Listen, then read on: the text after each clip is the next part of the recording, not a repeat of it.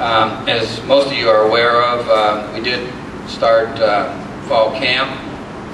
Got off to a good start. I feel good about the attitude of the team and certainly the enthusiasm out there, the speed that they're running around and practicing, and so that all has been good for the first 4 or 5 days. Now, today's our first day of 2 days, and so obviously as you continue to go without breaks, without giving them days off, you know, they wear down a little bit, but that's okay in the early part of fall camp, because you want to push them hard right now, and then obviously as you get a little closer to your opening game, you start to back off a little bit. We had a little bit longer break than usual. After those guys were here this summer, most of them went to summer school. They had about 4 weeks off before fall camp started from the end of the summer session, and so they were at home a little bit longer than usual, and so as a coach you always worry about that, but they came back for the most part in very good shape, so that was pleasing to see, because obviously you're going to have problems if you have to work at getting your guys in shape during training camp versus putting in your offense, putting in your defense, and refining your skills. You know, we were picked at the MAC Media Day to finish ahead in our conference, winning our conference championship, not only the East Division but the championship, and that's great. You know, I think it's a real tribute to our football players, guys that have played here in the past, that have gotten the program to where it came from, not really being recognized as a threat to win the conference, to now being chosen to win the conference.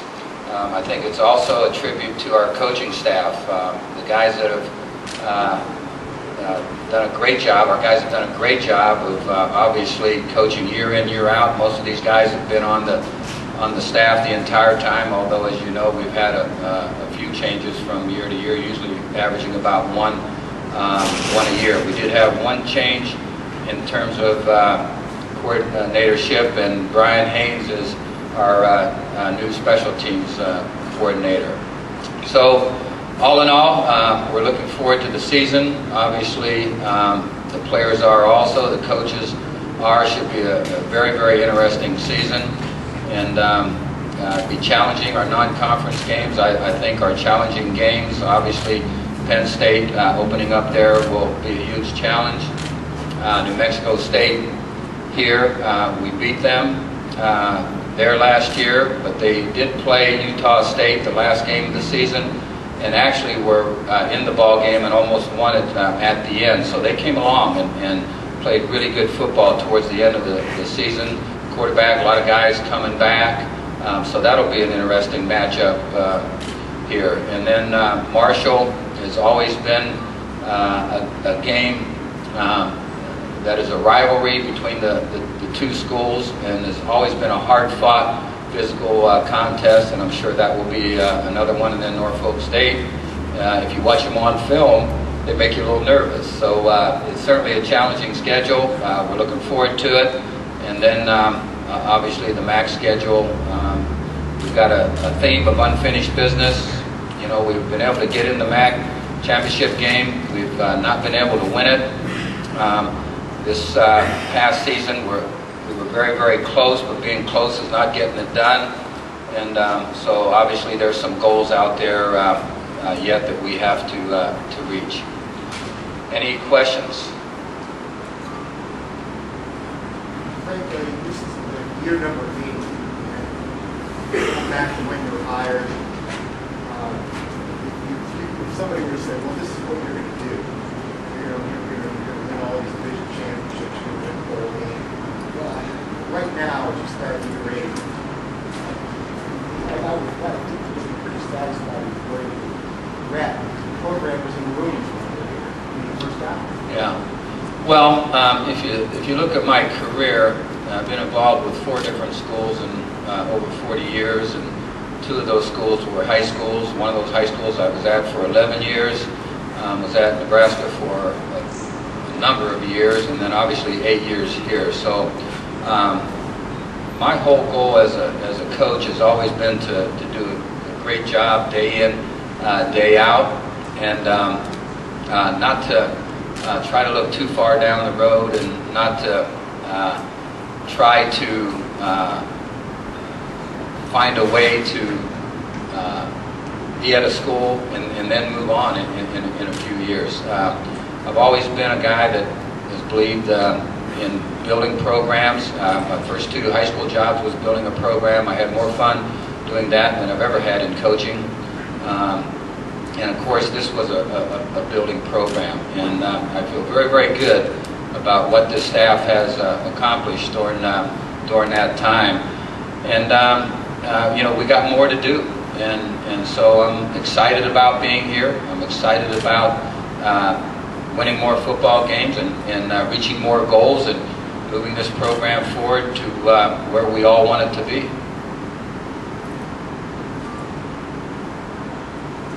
You said you guys are picked the favorite to win the MAC, but how open really is this conference this year? Examples on Kent State's to be with it, Western Michigan, Miami also maybe this year. So how open do you feel the conference this year? I think it's very open, and I really have felt that way every year since, excuse me, since we've been here, except we weren't in it the first few years in terms of it being open and us being a legitimate contender. But I think there's an awful lot of legitimate contenders in the MAC. There isn't much that separates those teams at the very top of the conference from those teams at the bottom of the conference. And if you don't play your best football week after week in the MAC, you don't win football games, no matter if you're favored or not. And so it'll be extremely challenging for us, but we're going to make it extremely challenging for the other teams in the MAC too. So I think it'll be a great competitive year. The finals past since the spring, but are you still looking at the receiver spot as the area? Yeah, I believe that will be critical to us on the offensive end of it, to have to be able to replace the receivers that we needed to replace. We had 4 guys that graduated last year that caught over 120 balls, and so that's a lot of big plays and a lot of catches to leave on the table.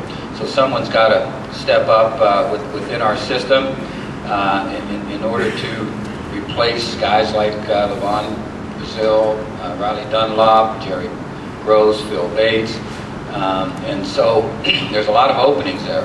I do like what our receivers have been about in the first 4 or so days of practice, and I think they're catching the ball much better than what we did in spring ball.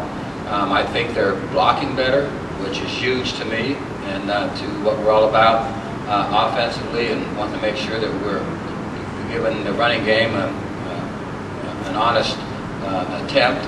And so I think you know, it's more promising than what it was coming out of spring as to where we're at with receivers. Not only are there wideouts, but you know, our tight ends I think are really good pass receivers, and so we're able to build our tight ends into that mix a little more than what maybe some teams do. Can you tell how replacing Noah Keller, how difficult that will be, and just the veteran leadership he provided? How do you replace a Noah Keller? Well, it's difficult, and sometimes you just don't. You just hope that the guys that are playing at that position step up and play good football and are very consistent and don't make critical errors. But in saying that, I really like the talent that we have at Mike Backer. You know, Keith Moore is right now our starting Mike Backer, and he's got great speed for a linebacker, a smart linebacker. I love his physical toughness. He's a guy that can really play any of the linebacker spots. So, you know, that phase of it, I think we're going to have a very, very good player at the linebacker spot. Ben Russell's a young player that's coming along at the Mike Backer spot. Tim Edmond is also a young player that's coming a lot, and I always hate to start naming names because I usually leave out a guy or so. But anyway, we have I think a quality bunch of Mike backers who will let us play very, very good football. And they're physical guys, and the players respect that. And you know, they're getting to know what they're doing from the defensive standpoint. Players respect your knowledge of the game, and so to a degree, the leadership ability will be replaced. But Noah was so good at on the field, knowing other guys' positions and pointing things out and helping get organized. He was a great stability factor on the defensive standpoint. I like our overall leadership on our team. I think we have as many leaders this year as we've ever had. We established what we call a unity council, which is made up of 2 players from every position plus a kicker, and that enables us to throw forward more guys with leadership ability and put that on their back and to develop more leaders within the program. So I like the direction that that's headed.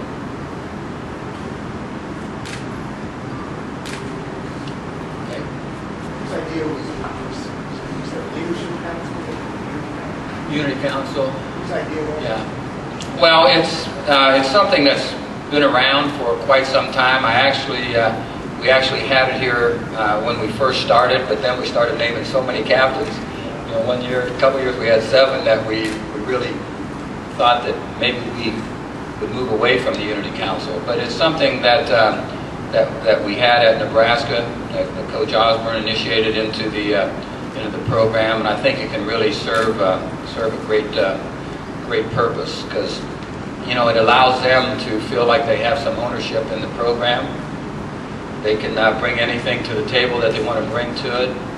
It's not a coach that's running it, and so they're able to discuss a lot of things, and I want suggestions from them in terms of what they think can be done better to help our program.